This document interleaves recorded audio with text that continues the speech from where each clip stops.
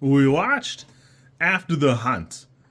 I didn't rush out and see this movie when it was coming out, but I definitely wanted to check it out because it had some teeth in the trailer, and I thought for sure there would be something here in the actual film to validate the smarmy way they have Julia Roberts acting in the trailer.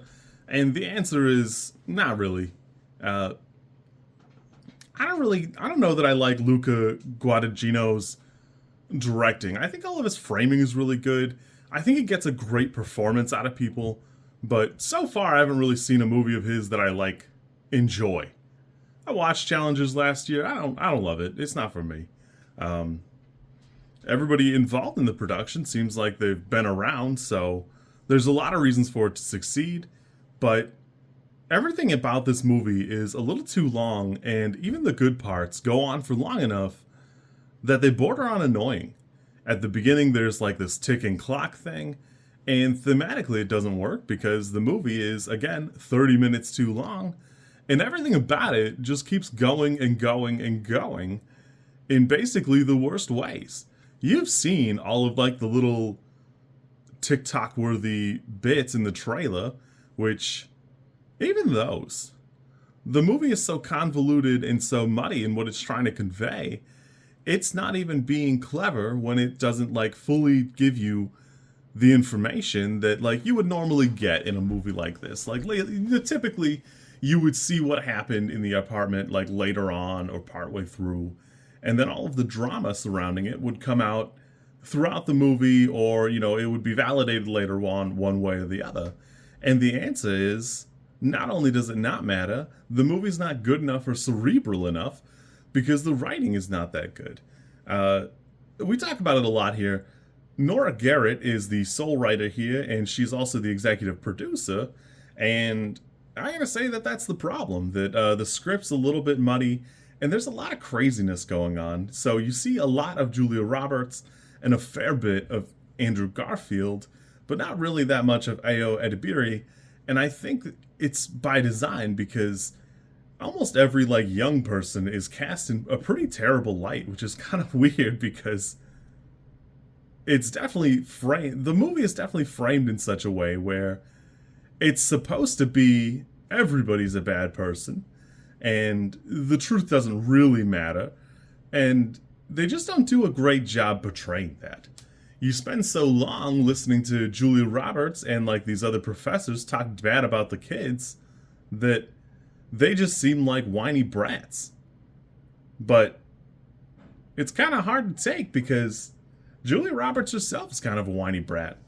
The doctor's a whiny brat.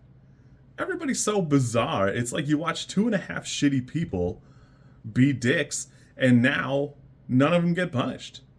So I don't know. There's just no catharsis here. Uh, there's a bit. I love Trent Reznor and Atticus Ross, but there's a bit during. It's at the. It's not a diner. It's an Indian food place, but it looks like a diner. Julia Roberts and Andrew Garfield go, and they just play these two notes on a piano. Well, they play it basically the entire scene to try and create an atmosphere that's not present.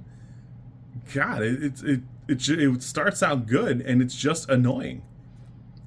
I kind of suspected I would not like this movie right at the beginning when there was this element of theatricality in the way they present like the credits, and they have like an opening roll which you don't see super often anymore. And right off the bat, it just was a pretentious film that didn't have the writing or the cerebral bits to be as good as it wanted to be. It's definitely written by somebody who is a philosophy student and latched on to one thing, and for all of its ethics and morality, it fails to really talk about any of the meaty bits here during the movie. Because there's definitely bad people, and even the psychiatrist fails to really latch onto it. Later on, Julia Roberts' husband is talking to him about, they're talking about the relationship she had with her father's friend, and even he fails to condemn the fucking pedophile. Like, he doesn't even go, well, he is a bad person. If you met that person on the street and shot him in the face, you'd be doing a good thing. but she's so racked with guilt, they really fail to ever talk about it or get into it. And it's really not. It's not the same as what happens between Garfield and Edebiri, because those are two adults. There's admittedly a component of this where one is a professor, one is a student, but all of the elements of it are completely different, and it just fails to be anything that it set out to be. That I appreciate that there's a human element to this, there's no clear-cut bits to it, but I don't know, it's just not for me. This is like a 5 for me.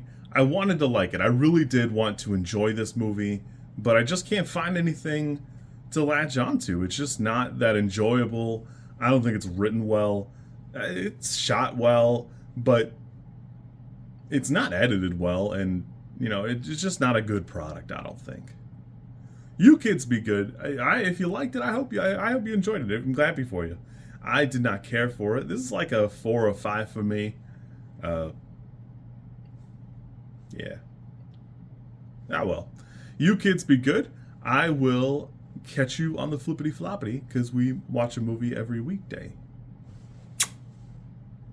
If you like this content, I'm supposed to ask you to like, comment, and subscribe. I think like is here, and comment is probably down there, and subscribe over there somewhere too, I think.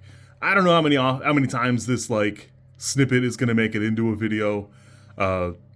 Everybody says you should do it this way, and I always thought it was just like an annoying thing other YouTubers did. And as you know, I am bad at editing, so if you like it, great, I'm happy for you. If you don't like it, I'm sorry.